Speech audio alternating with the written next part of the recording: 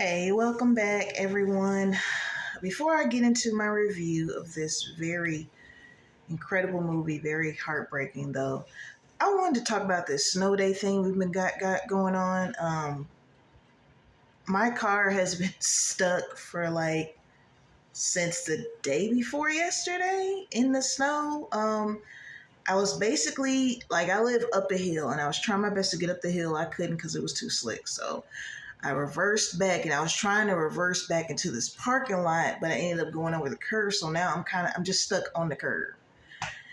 And I'm glad, I'm so happy that I am in walking distance of a Dollar General, but it's like, Dollar General, you can only get so much stuff. Like I need meat to go with my meals, dinner, all that stuff. So I was able to get out, and that's why my car got stuck. I went out to go get food. So to be positive about it, I am glad that the car got stuck in my apartment complex, so I didn't have to walk too far with the groceries to the house. So try to be positive about things, but still, it's sleeting today, and I don't think the temperature is going to go above freezing until Monday.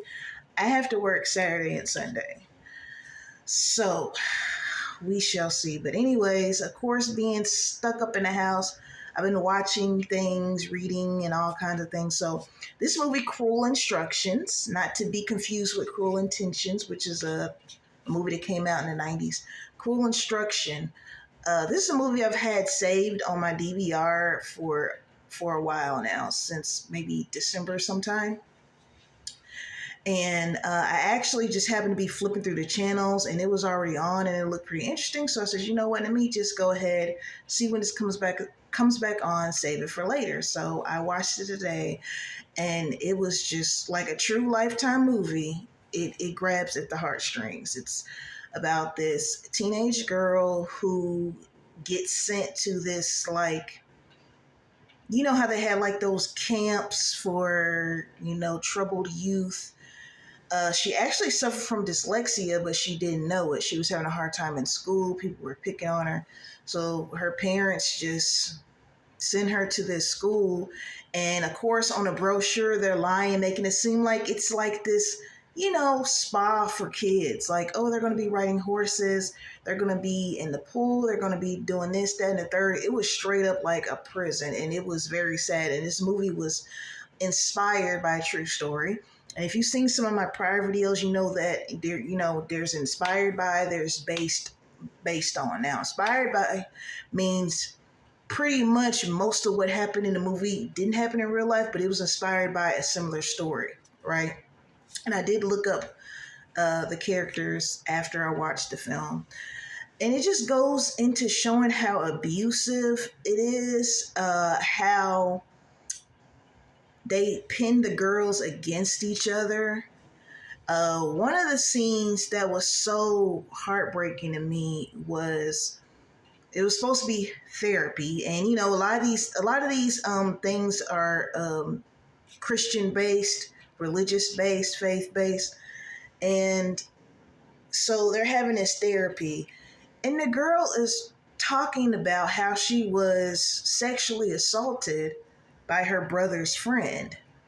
And so the teacher, the leader, she was asking the girl questions. The girls were like, well, how short were your shorts? And did you say something to him to make him think it was okay?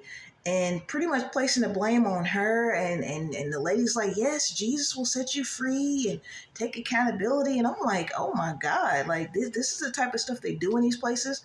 They put them in solitary confinement. They make them take unnecessary medication so they'll go to sleep. They lie to their parents. They don't have any privacy on the phone. I said, what's the difference between this and jail?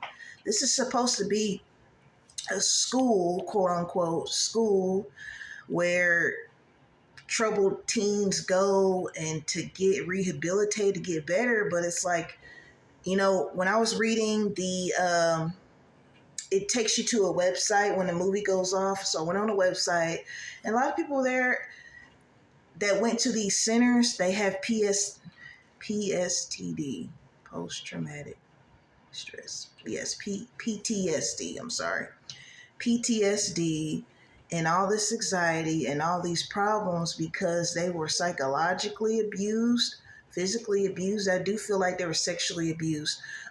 There was a scene that I think it was one of those scenes where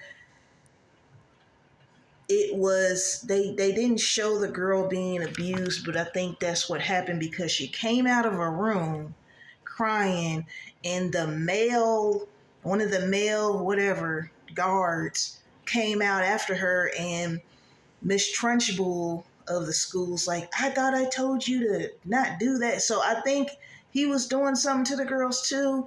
One of the things that caught me, it's a lot of things. I'm not going to go over too much because it's graphic, but I mean it's Lifetime, so it's not like it's super super graphic, but it's inclinations of things.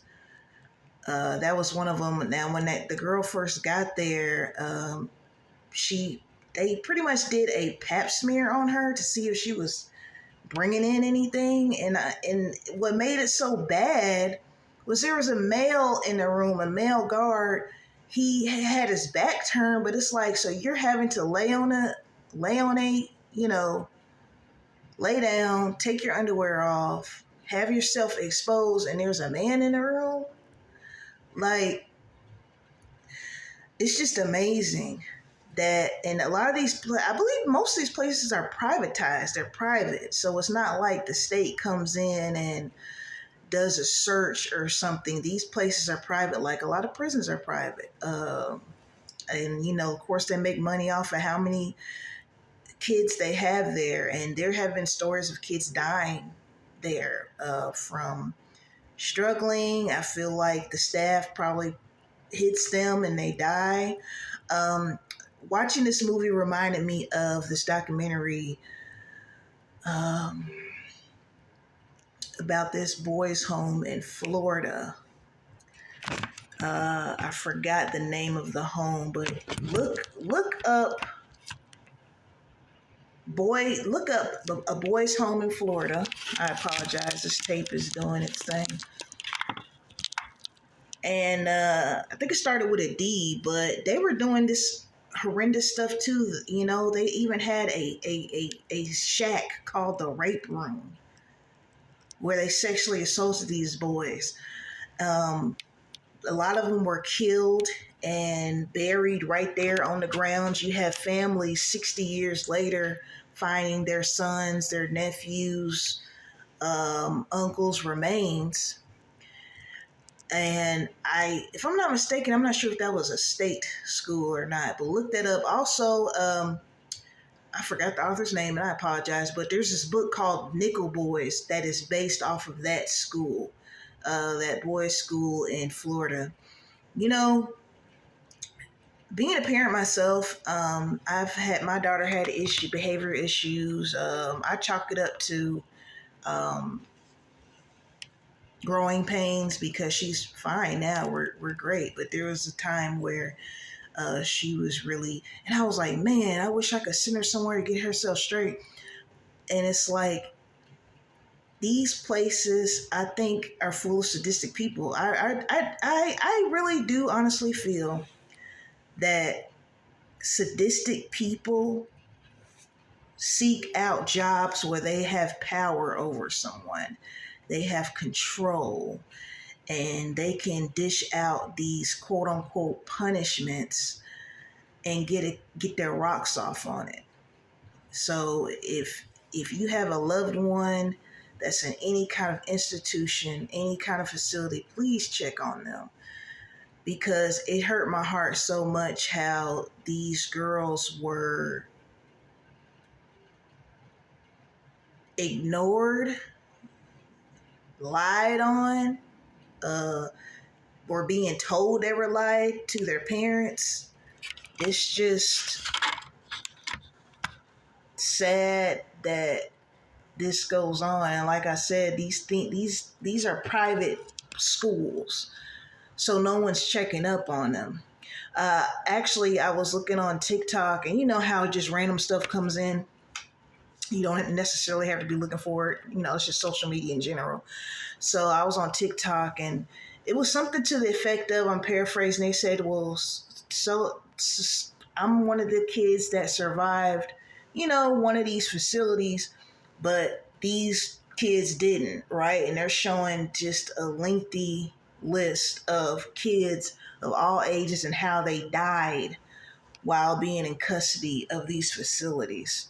So please check on your loved ones, man. That was definitely a hard watch, especially since I know it's real. That particular story may not have happened verbatim, but it happens. It's kind of like that movie was the storytelling of many different stories of children, troubled youth that are sent to these places. We have to find some kind of way to help children. Um, Sometimes it's how they grew up, sometimes it's a mental health thing, but we have to find some kind of way to rehabilitate children besides these harsh punishments and calling it discipline. But anyway, I'm probably going to watch something a little lighthearted right now. I'm snowed in, no telling when I'm going to leave this apartment. So you'll probably see me again later on tonight with another video. As always, peace and blessings to my 48 subscribers. Peace and blessings to everyone else that is watching. And just so you know, you can subscribe, honey. Go ahead and press that button for me. All right, y'all. Until next time.